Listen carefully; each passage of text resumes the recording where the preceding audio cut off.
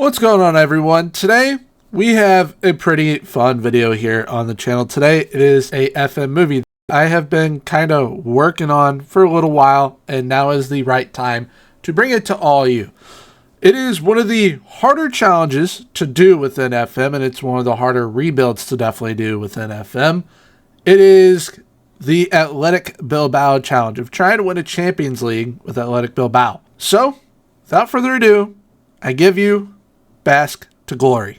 In Spanish football, there are three constants. The Galacticos, called Real Madrid, the La Masia of Barcelona, and the local boys of the Basque region tearing it up at Athletic Bilbao. Now, there is one key difference between the three clubs, and it isn't based upon unique recruitment strategies, being able to develop big talents, or even having an inability to win domestic silverware. It comes in the form of continental silverware.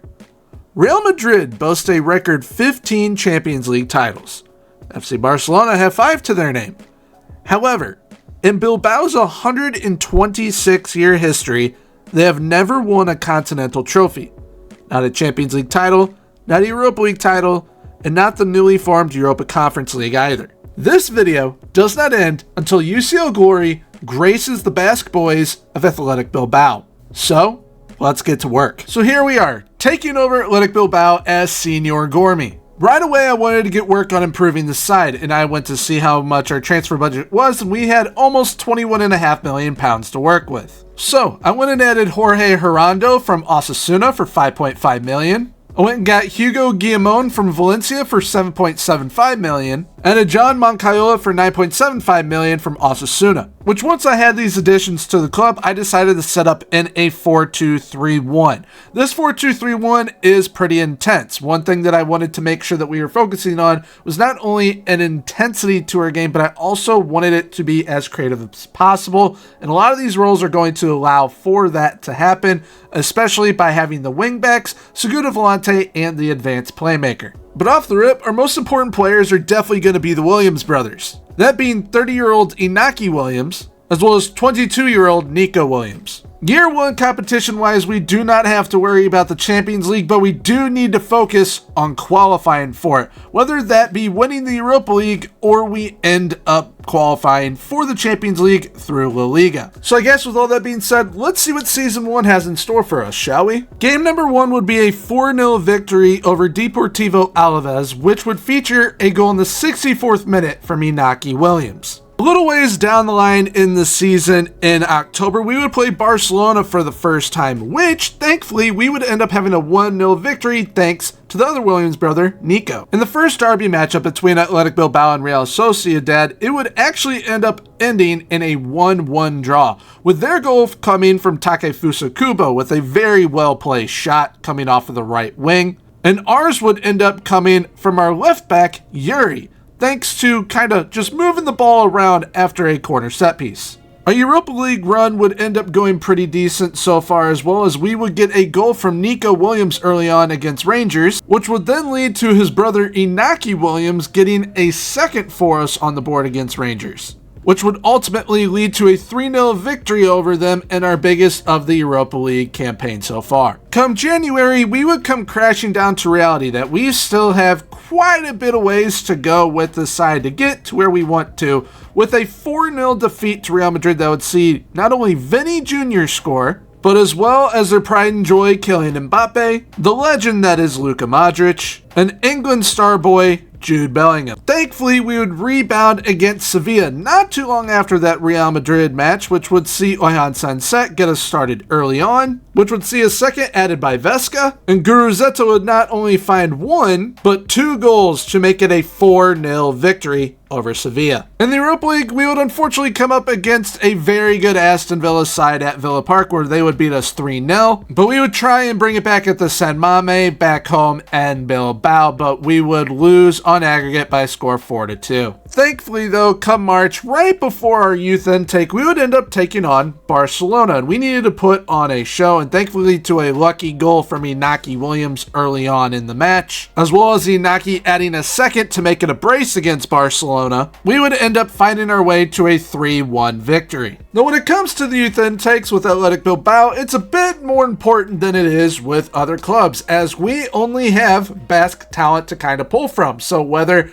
they're players that we develop on our own here at Athletic Bilbao or Osasuna or even Real Sociedad, we can really only pull from a limited pool of players. So when I saw David Murillo come through our youth intake, I was very excited to see what he could end up doing. We were unfortunately out of all domestic cups at this point, as well as the Europa League by the time we had our youth intake.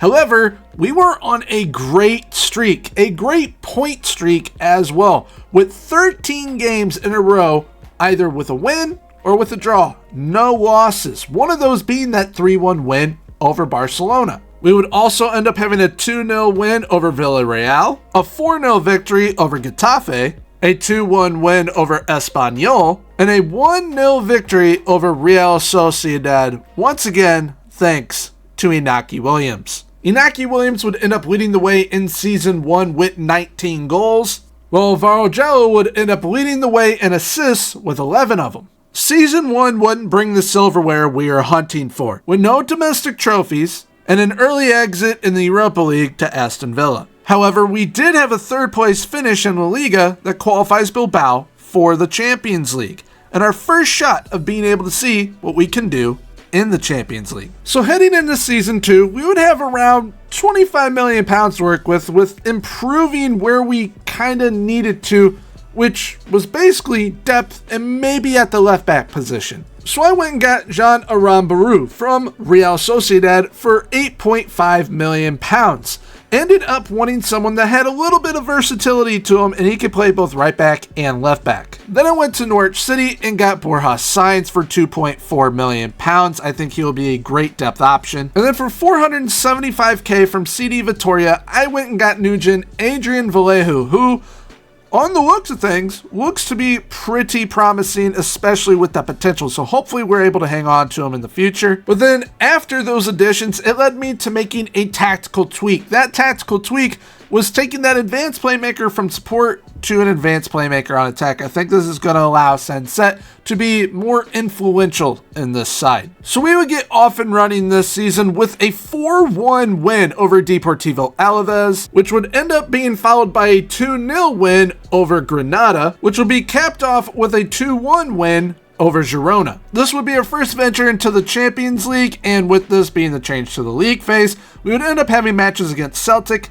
Nice, Leipzig, Atalanta, Fenerbahce, Lille, Real Madrid, and Arsenal. With that group, it's most definitely not going to be easy, so hopefully we can squeeze through into at least the knockout playoff. Our first match would see us have a 1-0 loss to Celtic, which honestly, that's a big time ouchie to start off. Thankfully, we would end up rebounding with a 1-0 win over Nice, which would be followed by a 5-0 win within La Liga over Real Valladolid. Leipzig would then be awaiting us back in the Champions League, where we would end up getting a 1-0 win through Alvaro Jallo.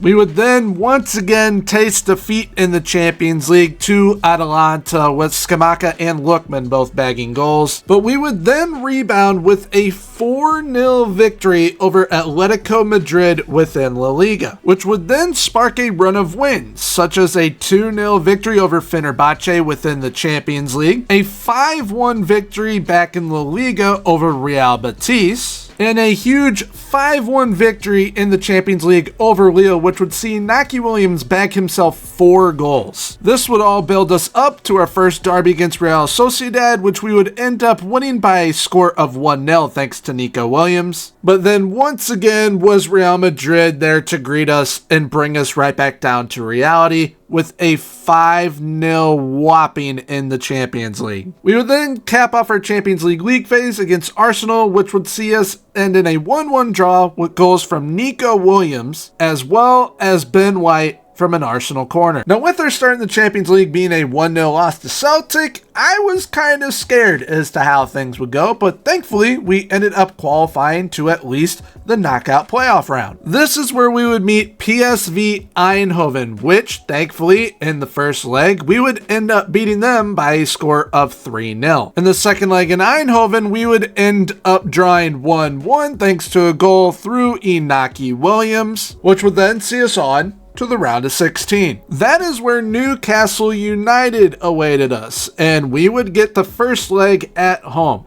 And thankfully, Oyhan Sanset would end up banging one in from range to put us up 1-0 at around the 64th minute mark. However, Newcastle being Newcastle, they have an incredible talisman up front in Alexander Isak, who would level things at 1. This would see us head back to Newcastle, where nothing but a victory would suffice in us going on to the next round. Thankfully, to Nico Williams bagging himself a goal, as well as his brother Inaki Williams, we would end up winning 3-1. So 4-2 on aggregate, we're on to the quarterfinals now. But prior to the quarterfinals, we would get our youth intake, where Ender Blanco, a big-time goalkeeper talent, would come through in our youth intake. And we would also end up going on a run domestically within the Copa del Rey, which we would end up knocking out Barcelona thanks to a performance by Inaki Williams. And somehow Barcelona have Curtis Jones from Liverpool now. But that would see us into a Copa del Rey final, and we're also in the Champions League quarterfinal. Now, the quarterfinal would see us come up against PSG, which in leg 1, we would end up playing to a 1-1 draw, thanks to goals from Bradley Barcola on PSG, and then Oyhan Sanset for Athletic Bilbao. So this would see us return to Paris, where early on, Oyhan Sanset would end up bagging himself a goal to put us up 2-1 on aggregate. This would then see PSG become desperate, and the speedy winger in Ousmane Dembele would help them equalize right before half. But thanks to goals from our striker Guruzeta and winger Jallo, we would end up moving on to the semis. But we would first have the Copa del Rey final, which would see us beat Villarreal 2-0 with a brace thanks to Guruzeta in 7 minutes. In the Champions League semi-final, we would come up against the Liga side FC Barcelona, which would see Barcelona go up 1-0 on aggregate 10 minutes in from star boy Lamine Yamal. However, we have Guruzeta on our side, who would get us level a little later on in the match, but thankfully we also have Vivian, a shorter center back, who would rise up and put us up 2-1 on aggregate. Guruzeta would then make it 3-1 on aggregate, and then Moncayola would find Nico Williams on the left wing, who would then make it 4-1, which with a 4-1 lead, that kind of feels a little bit like a safe lead for us. However, we're playing Barcelona, so nothing's ever safe. And that would prove true, as within 7 minutes into the second leg, Vitor Roque would get one back for Barcelona. Fast forward to the 40th minute, and Curtis Jones would bag himself a goal as well. But thankfully, Guruzeta was in clutch mode, and he would end up bagging himself a goal to give us a little bit of breathing room. But come the 94th minute, Pablo Torre would provide scare by making it 3-1 in this match, 5-4 on aggregate to Bilbao. But thankfully, we did enough to go on through to the Champions League final in our second season in charge. And in our lead up to the Champions League final, we would finally find a way to beat Real Madrid in the league. So maybe that was a sign of things to come. Maybe this team had what it takes to win a Champions League title already in its second season, whether it be the tactics or the players that we have brought in so far. Things are looking pretty bright currently. But I haven't told you who we're playing in that Champions League final just yet. We're playing the winners of the previous season, Liverpool. 12 minutes in, we would get our first opportunity, which we would put home through Inaki Williams, and we were in dreamland at this point in time. However, fast forward, Liverpool being Liverpool, they have world-class talent. Trent Alexander-Arnold puts a shot on, rebound put home by Dominic Szoboszlai. And then later on, McAllister would bank the ball off of our wall in a free kick to lift Liverpool in the Champions League final by a score of 2-1 in Munich. So after outplaying Liverpool slightly based on numbers, it is a bitter pill to swallow as we had a shot at UCL glory so early on. But with a third place finish on 89 points, as well as a Supercopa runner-up and a Copa del Rey win, things weren't looking too bad. This season was a major improvement and success in a lot of ways. When it comes to the Champions League going on a run of dreams and slaying the giants put in our way, we have to think back to the good old saying, good things come to those who wait. And it looks like our Basque boys are going to have to wait just that little bit longer to taste Champions League glory. So, with Season 2 in the rear view, now we look to Season 3. And this season, we're going to see our first two kind of big departures. One being our backup goalkeeper, Julian Aguirre-Zabala, who we have sold to Manchester United for $7.5 million. But then perhaps our most influential player up top, Inaki Williams, has been sold to Al Hilal for £69 million. Now, the sale of Inaki Williams could cause a major problem. He was a big-time goal scorer for us, as we have seen so far throughout this journey. But being that he was at the age of 32, I could not pass up £69 million. Now, this would have us have around £80 million to work with.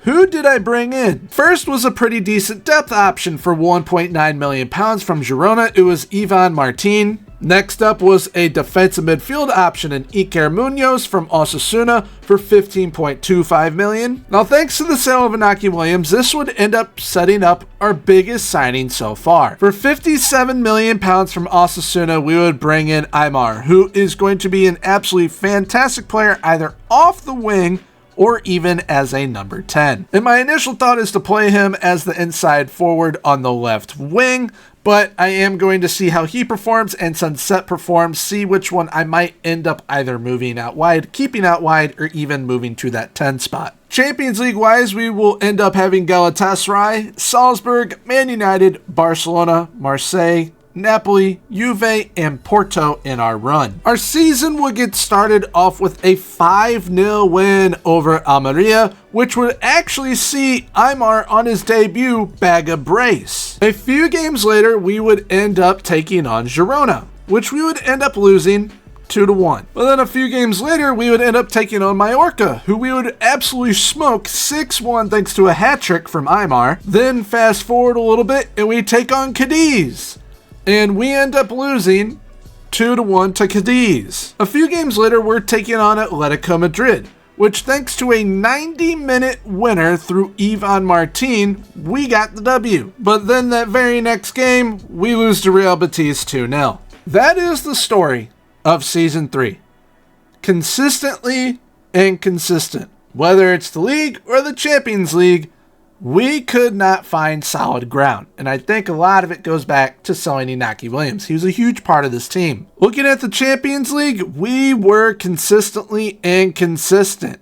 We could not find anything to get us going no matter what. And coming up against Liverpool in the Champions League knockout playoff round did not help after we just played them in the Champions League final. And when looking at our league form this season, it is once again consistently inconsistent. Yes, there were some bright spots, especially once we got to March. But other than that, it was not anything to write home about. However, there was one major bright spot, and that was from our youth intake, where we got one heck of a goalkeeper to come through, and Rafael Pena. He looks absolutely fantastic ability-wise and potential-wise already. But something that was not great whatsoever this season was a performance against Barcelona, Atletico Madrid, and Real Madrid. We would lose 3 of 4 to Barcelona this season, lose 1 of 2 to Atletico Madrid, and lose both games to Real Madrid, which would see us once again finish third and 32 points off of the invincible champion Real Madrid. So after an incredible year 2, we lost not only our leader in Inaki Williams, but also seemed to have lost our it factor, which had allowed us to dominate all who weren't named Real Madrid for the past 2 seasons. So looking forward, we need to kind of highlight and identify key areas that we need to improve upon to get us back to the UCL final. Because we're only 1 year removed from it, surely we can get there sooner rather than later. Alright, so we're going to move on like Season 3 doesn't exist. It didn't happen, even though it did, which kind of sucks, but we're moving on anyways. So on the outs for Season 4, it was nothing but loans. We loaned out Borja Sainz to Rayo Vallecano. He just hasn't worked out for us, unfortunately. Adrian Vallejo, unfortunately, has not been developing like I want him to, so we're loaning him out to Deportivo Alaves. And then our wonder kid goalkeeper, Rafael Peña, as well as David Murillo, they're both going on loan to Tenerife together. But I asked myself, okay, if we're to improve in one area that I think could really help us, it is in the back line, creatively as well. So I opted to go for a right back, and we brought in Jesus Cerezo for $47.5 million from Osasuna, which just so happened to be basically our entire budget. That is the one thing with this challenge that makes it even more challenging. You will have to pay an exorbitant amount to get Basque talent players, and they aren't always world class, but Cerezo, I really like what he brings to the table, having him on the right side, Aramburu on the left. Aymar actually played pretty well on that left wing. We're going to keep him there with Sunset at the 10, and it's essentially the same group from Season 3, but hopefully with just getting familiar with each other and then adding in Cerezo, it helps us perform at least a little bit better. And we will see what Season 4 brings us. The season would not get off to a good start, as we would lose 3-0 to Real Madrid. We just still are nowhere near their level, and it shows as they outshot us 19-3. And our second game of the season would come against FC Barcelona, which we would end up losing 2-1, with goals coming from Kulusevski as well as Heung-min Son. However, we finally caught a break when Iker Munoz got a hat-trick against Deportivo Alaves, securing our first 3 points of the season. And that was in a 6-0 win, so hopefully we can build off of this. Our Champions League run this season would consist of Ajax, West Ham United, Fenerbahce, PSG, Salzburg, Anderlecht, AC Milan, as well as Inter Milan. And the only thing I'm hoping for is that we can be way more consistent than we were in Season 3. And so far, with the 2 losses, Real Madrid and Barcelona, it's not looking all that great. Our first match in the Champions League was against Ajax, which would have been a late win for us if Branko van den Boomen didn't level it and end in a 2-2 draw. We would then end up playing against West Ham United, which Nico Williams would have an absolutely fantastic game, bagging himself a brace and helping us secure a 3-1 win. We would then face off against Fenerbahce, where we would once again end up in a draw, this time at 1-1, and I think if Hugo Guillamon was not sent off, we definitely could have gone for the win. We would then suffer a heartbreaking loss to PSG, which would end up being a 1-0 L due to a Marco Asensio goal in the 82nd minute. We would then go on to beat Red Bull Salzburg, though, 3-1 thanks to Aymar. We would also beat RSC Anderlecht, where Aymar would once again score in a 5-0 victory. We would also beat AC Milan 1-0 thanks to a goal through, of course, Nico Williams. But in our final match of our Champions League phase, we would end up losing 4-2 due to a brace from Denzel Dumfries of Inter Milan. Now at this point, I was like, okay, we're doing better in the Champions League. We're doing in the league. I was mainly focusing on the Champions League, as that is the ultimate goal for this side, is to lift the Champions League title. So I was like, all right, we need something to bolster this side. What is a move that could help us get to where we want to be? And I needed to find someone that was younger. And there was one midfielder that I had my eye on for a while, who was at Osasuna, but was unwilling to move until they finally accepted a bid. And thanks to the board giving us some money in January, I made a move for Oyer Martinez for £51 million from Osasuna. And this man, I believe, could be the solution to a lot of our problems. Just looking at his mentals in general, He is unbelievable, and at 19 years of age, I think he could be one of the stars of this Bilbao side moving forward that could potentially end up being one of the main players as to why we end up winning a Champions League eventually. And hopefully that does happen. But now we should focus back to the Champions League, where Nico Williams backs himself a hat-trick in the knockout playoff round in the first leg against Lille. That match would end in a score of 5-2. That would lead us to the second leg, where Oyar Martinez would be sent off in the 18th minute. So that wasn't going to help us get to where we want to be, unfortunately. So hopefully he doesn't do that in the future. But thanks to goals in the 82nd minute by Ivan Martin, as well as a second goal from Ivan Martin in the 93rd minute, we will go through 7-3 on aggregate. This would then see us match up against La Liga side Atletico Madrid in the round of 16, where they would go up 5 minutes in with a goal through Alexander Sorloth. This was a player that had caused us a lot of problems throughout this journey so far. But also, Julian Alvarez would then put up Atletico Madrid 2-0 25 minutes into the match. Thankfully, we still had a second half to play, and thankfully, we figured out how to play football once again. So Aressa would find Hugo Guillamon, and Hugo Guillamon would get us within one of Atletico Madrid.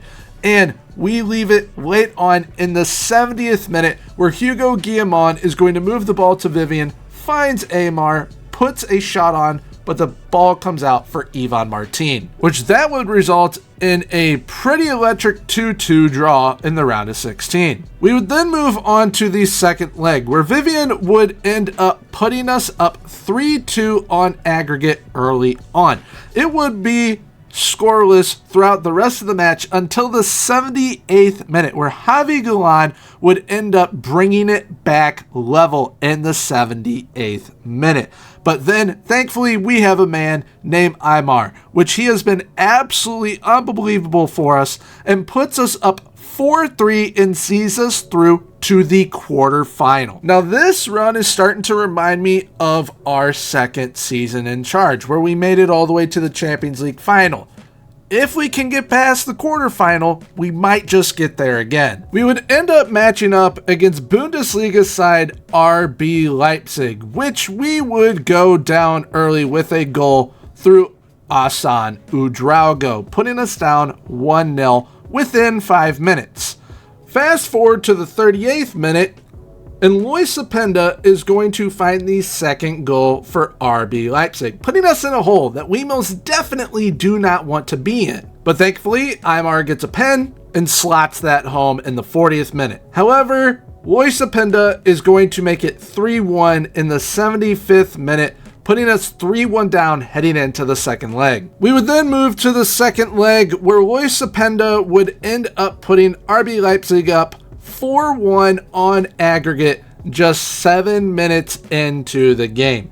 Thankfully, we would find some life, and Aymar would find the ball within the box, and he is going to take it in and place a shot to Mamardashvili's left. At that point, we're only down by 2 on aggregate. We have a chance. Nico Williams finds Oyhan Sanset off of a rebound, and we are now down by 1. But unfortunately, that was not enough to get us through to the quarterfinal, and we will lose 4-3 on aggregate. Once again, another trophyless season, and another season where we finished third in La Liga. But this time around, Real Madrid are not champions. This time around, it is FC Barcelona. There was one bright spot again through our youth intake. This time around, a striker, Mr. Galder. I think he definitely has some attributes there to make him a pretty solid striker, and I absolutely love his off-the-ball attribute already, as well as a composure at just 15 years of age. And even though we wouldn't get any silverware in Season 4, we would still finish the season strong, getting points in our last 8 games of the season, which would include a 3-0 win over Real Sociedad, as well as a 2-1 win over Real Betis. This season was a major improvement from Season 3 as we have started to find our identity again. Going deep in the Champions League once again, but still slacking behind the big dogs within La Liga. Now I have one big risk idea that could get us to where I want us to be for the Champions League, as ultimately that is ultimate goal, to win the Champions League. La Liga is proving very challenging with how good Barcelona and Real Madrid are. But I think just the right moves to make to get this side where it needs to be to potentially as soon as next season. However, this is a 1 season long shot. If we can make it work and bring the players in that I think I can bring in, then we might just have a chance to finally do it in Season 5. So, with that being said, let's go ahead and see what that big risk is for season number 5. Now, first things first, on the outs, we would end up losing Adrian Vallejo on a free to Lille as he would not re-sign with us. And Ike Munoz for £13.5 million to Al Raid. And the last move being Alex Berenguer to Deportivo Alaves for $4.7 million. This gave me a little bit more money in our war chest to kind of get who I felt could help put us over the top. I felt we needed some players in attack, and I also felt we needed a center back. That is the one thing that I think has held us back. So attacking wise, I opted to bring back Inaki Williams on a free transfer. I think that's going to be a huge morale boost to the side. I brought back former Bilbao product Aymeric Laporte from Chelsea for £10 million. Even though he's 34 years old, I think looking at his attributes, he 100% still is going to be able to service us pretty well. I went and got a future left back in Iker Vallejo from Deportivo Alaves for $4.9 million. But then I went and got a player that I've tried for since he went to Liverpool, and Mikel Oyarzabal for £36 million. He is 31 years of age, but I definitely think he has a lot to offer. Now you're probably wondering, all three of these players for the first team that I brought in, absolutely fantastic. What's the big risk in them? Inaki Williams is now 34, Aymeric Laporte is now 34, and Mikel Oyarzabal is now 31. So needless to say, they don't have the young, fresh legs that they once did. It's definitely going to be a bit different, and hopefully they are still able to play to their goals. And when plugging them into this side, Inaki Williams is going to be our bench option. With Oyarzabal up top, I think it's going to be absolutely fantastic. He can also play on the wings, and Inaki Williams can play up top, but we also have Aymeric Laporte with Vivian in the back. I think that is going to be absolutely fantastic. And when looking at this side overall now, I definitely think if there is any time to win the Champions League, now is the time to win the Champions League, because this is essentially 3 transfers that I made to give us one shot to win it all, because they all might retire pretty darn soon, especially Inaki Williams and Aymeric Laporte. Our first match of the season would be up against FC Barcelona, where Laporte would get on the board early, as would Mikel Oyarzabal, which I am very happy that they both had goal contributions in the first match at the club. And this would lead to a 3-2 victory where all the goals happened in the first 15 minutes of the game. We would then go on to play Getafe in our next match, where we would go on to beat them 2-0 through a brotherly duo that we are all too familiar to, with Inaki Williams as well as Nico Williams both getting our goals. We would then move on to our third match of the season, where Mikel Oyarzabal would once again get on the score sheet, and he would have us up 2-0 against Granada, with Aymeric Laporte sealing the deal, making it 3-0. Then we would be in our fourth match of the season against Almeria. We would end up going up 1-0 through Nico Williams, with Mikel Oyarzabal sealing the deal in the 65th minute, which this is an absolutely fantastic start. 4 games won, 10 goals for, 2 against. Only 1 goal less than Real Madrid, and conceding 1 less than Real Madrid as well. Like I said, this is a big risky move, bringing in the veterans, but this is the move that might just pay off in a big time way in the form of silverware. When looking at our Champions League run this season, we start off with Napoli, move on to Chelsea. Then we've got Borussia Dortmund, Rennes, Fenerbahce, Inter Milan, Salzburg, and Bodo. Not an easy run of things, definitely not an easy start, and I am almost certain that every time in the league phase so far, we have had to play Red Bull Salzburg as well. So for this 5th season and the hype around it with the players that I brought in, we're going to be heavy focusing on the Champions League. So let's go ahead, see how we do. Our first game in the Champions League would be against Napoli, which Aymeric Laporte would end up scoring in, but also would our future star boy in Oyer Martinez, who I am very happy is developing pretty darn well, and is even helping contribute to 4-0 wins like this against Napoli. However, after a great first game in the Champions League with a 4-0 win over Napoli, we would end up losing 3-1 to Chelsea, which would then end up being followed by a 2-1 loss to Borussia Dortmund, with goals from Daniel Malen. But then we would end up taking on Rennes, and we would have a heroic performance from Alvaro Jallo, who would end up bagging himself a hat-trick in a 6-2 win. This would then be followed by a 6-1 win over Fenerbahce, accompanied by a 3-0 victory over Inter Milan thanks to a brace from Hugo Guillamon. And then we would have back-to-back 4-0 victories to close out the Champions League phase, with one coming against Red Bull Salzburg, and then the other 4-0 win coming against Norwegian side Bodo Glimt. So after all those games, this is the first time, surprisingly, that we are reaching the Champions League stage straight to the round of 16, which this form is absolutely incredible for us because we have been having the same kind of form within the league. However, there is one problem.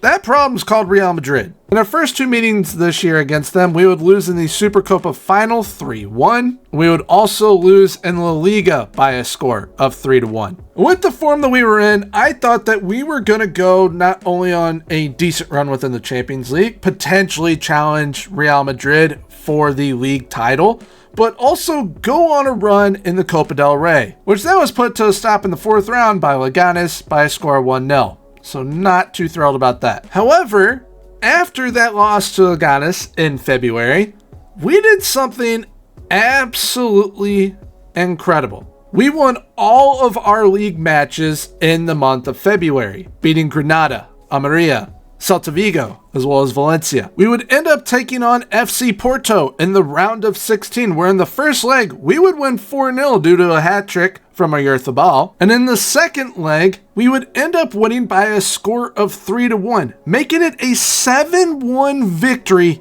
on aggregate over Porto. In that month of March, we would end up having 4 league games, getting a draw against Cadiz, beating Tenerife, Real Oviedo, as well as Girona. We also got our youth intake with a promising youngster up top in Oscar Rosillo, who has some pretty decent potential. We would then get to the month of April, which the month of April absolutely blew my mind. It would start off with a 7-0 victory over Osasuna in La Liga, which featured 4 goals from Mikel Oyarzabal. It would feature our quarterfinal matchup against AC Milan, where we would end up winning the first leg 3-1 with a brace from Mikel Oyarzabal. Then we would go on to the second leg and win that by a score of 2-1, where Mikel Oyarzabal would pot himself a goal once again. As for the rest of our league matches in the month of April, we would go on to beat Real Betis, Deportivo Alaves, we would draw Villarreal, beat Atletico Madrid, and beat Espanyol. We would also have our first leg of the semi-final, which was against PSG, and thanks to a goal from Aymar, would win the first leg by a score of 2-1. Which, for those of you keeping count, and for those of you who have not been keeping count, since that loss to Leganes in the Copa del Rey in the 4th round, we have gone 19 games in all competitions without losing a match. 9 of those 19 games coming in the month of April alone. Like I said, April blew my mind. May would then start with our second leg of the semifinal against PSG, which thankfully, we played out to a 0-0 draw, which means one thing.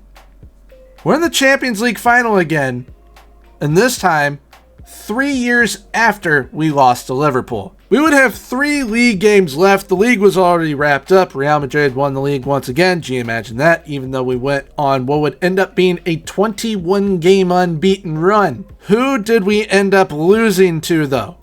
It was in the final game of the season as well. It was, of course, Real Madrid. They have become our bogey team. I think in this entire journey so far, we have maybe beating them just the one time earlier on. I believe it was in Season 2.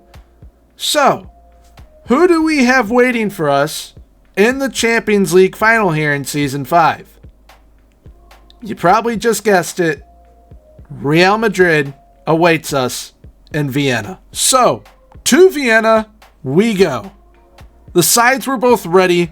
The lineups decided. This is now the time for legends to be made for Athletic Bilbao. Because if they can slay the giants that are Real Madrid in the Champions League, this is icing on the cake of one heck of a journey. The game would kick off and we would have to wait a little bit for the first goal. Real Madrid would have a throw-in. They would end up finding Rodrigo down the right, who would rebound the ball into Leao and put them up 1-0. Suddenly, there's flashbacks. And after that goal, it just starts replaying and replaying. Surely we can't get to this stage again and end up losing it.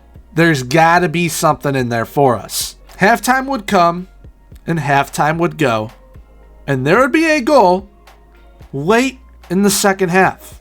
And this time, it would bring joy to thousands of Bilbao supporters as Mikel Oyarzabal levels the game in the 72nd minute. Fast forward 9 minutes later, and the captain, Vivian, would end up finding a goal on a wonder ball at the far post. Athletic Bilbao 2, Real Madrid 1. All that Bilbao had to do now was just defend.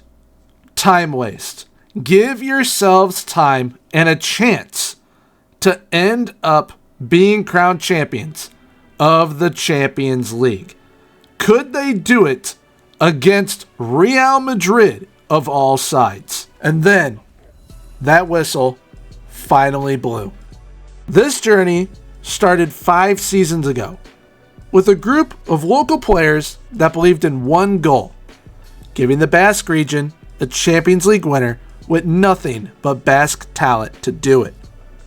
From facing defeat in year 2 on the biggest stage to Liverpool, to losing their identity and failing to realize their ambitions, but finding the strength, teamwork, and belief that they could lift that coveted Champions League trophy, which they did 3 years after watching someone else celebrate what they so badly wanted. Now they get to celebrate as the kings of the Champions League watch on.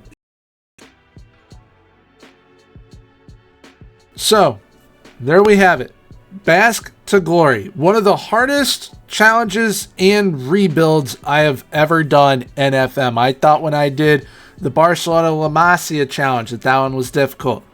The Athletic Bilbao one is super difficult. And if we didn't do it in Season 5, I don't know if and when we would have done it, and would have maybe have taken 7 to 10 seasons. But that risk that I took bringing in those vets most definitely paid off, because they made a massive, and I mean massive, difference. So there we have it for today's video. I plan on doing more of these in the future. I really enjoy doing videos like this. So if you did enjoy, please feel free, leave a like, comment, and subscribe. Subscribing is 100% free, so why not hit that sub button. Everyone, have a good one. Bye-bye.